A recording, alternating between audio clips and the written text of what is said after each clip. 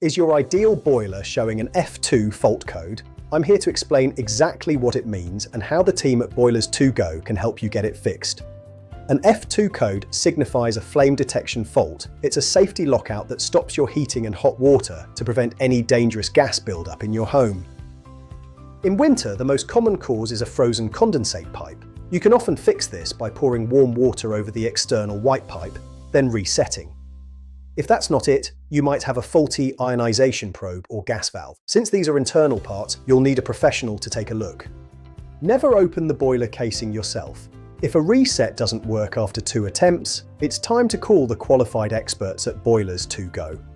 An annual service is the best way to prevent F2 codes from appearing and to keep your heating system running efficiently all year round. For more expert boiler advice and tips, follow Boilers2Go. Stay warm out there, and we'll see you in the next video.